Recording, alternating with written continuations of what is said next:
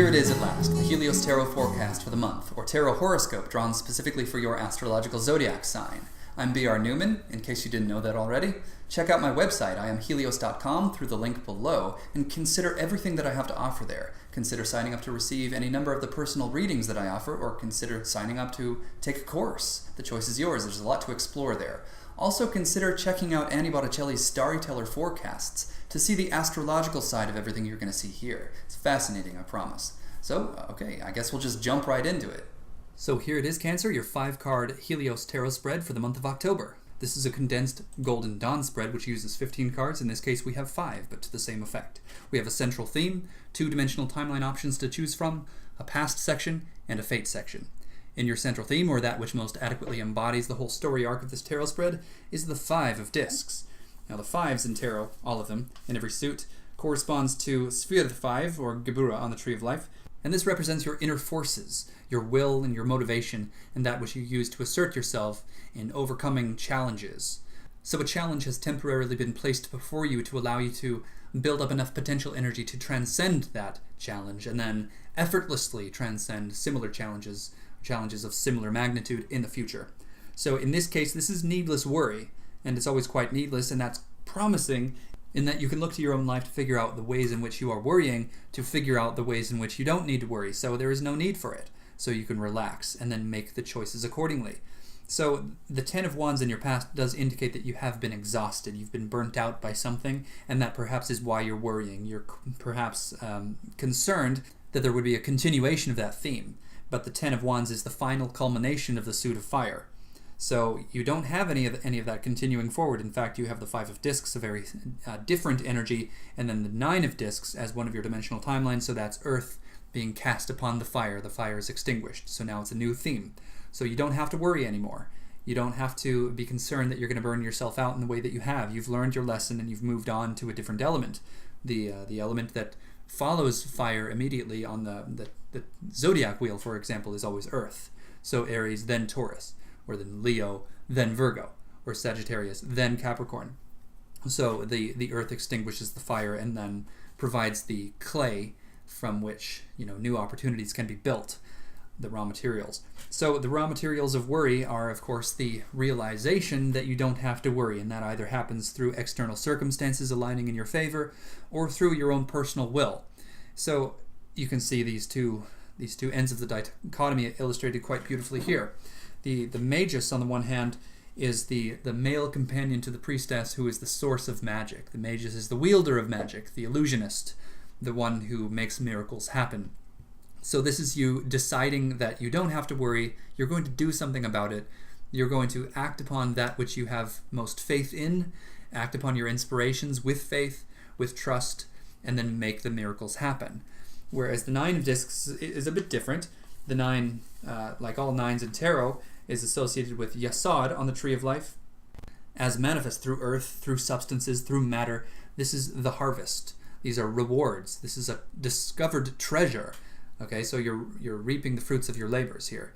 There's some kind of externalized abundance that is realized, and then that becomes the incentive to stop worrying.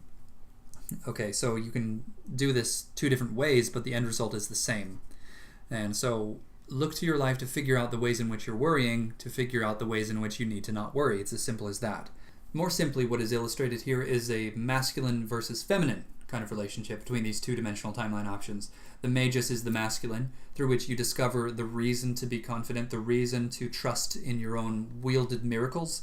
And then the 9 of discs is the feminine, through which you receptively wait and trust in expectation of the abundance to be revealed, to be discovered. The crop to be harvested, of course, requires a great deal of work, but a great deal of patience and trust. Both of these paths require different manifestations of trust. Self-trust, trust in self, trust in one's own abilities, or trust in the universe, trust in God, trust in whatever definition you'd like to place on it. So which would be more beneficial for you to experience? Would you like to, satisfy your own emotional stability and foundation and lay to rest the needless worry through the experience of what exactly you're capable of as a person, or through the experience of the fact that you are actually being taken care of and the universe is looking out for you and you're being provided for, etc. So you get to choose which is more beneficial for you to learn. I usually would advise, and I would do the same in this case, considering that one is major arcana and the other is not, the major arcana being a little more promising of more lasting positive change, I would advise that trust in self is almost always a wiser choice. So consider the origin of optimism, for example. Let's say, for example, you're an optimistic person. Are you optimistic because you have faith in the idea, the notion that the universe is aligned in your favor, that there's someone taking care of you, there's someone or something, some intelligent design that has factored your needs into the equation? Do you feel that angels or deities or a god is looking out for you? Or that the universe itself is inherently benevolent? That's one side of this.